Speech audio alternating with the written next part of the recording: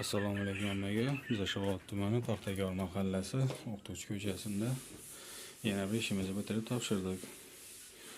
Bellarimizni otaplenasini buzib o'tirib berdik.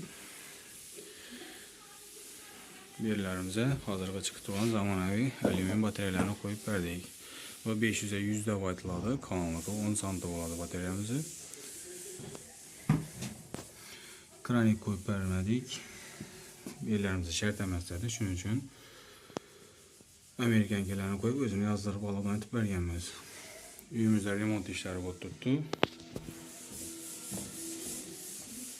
Va ikkinchi batareyamiz dalanimiz o'rtalikda bo'lgani uchun 2 yara 10dan 20 deb qo'ydik. Bu yerda avvalgi do'shiklari bor edi, turba chiqqan. Ularni yo'qotib, boshdan tozadan tortib berdik.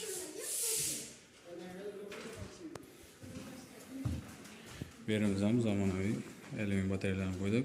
500 ga 100 deb aytiladi bu ham. Balandligi 40 cm. Oynamiz yerda kichkina bo'lgani uchun kichkina batareya qo'ydik, lekin bu ham 10 cmlik. Bu ham suvni ko'proq olgani uchun har biri 1.2 kvadratdan hisoblanadi bu.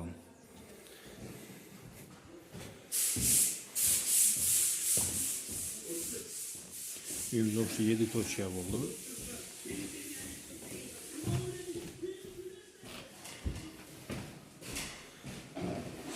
Berimiz kichkina zavod uchun o'rnatib qo'ydik. Bularni kraniklarni qo'yib berganmiz. Kraniklarimiz rossiyskiy bo'ladi. Chistin.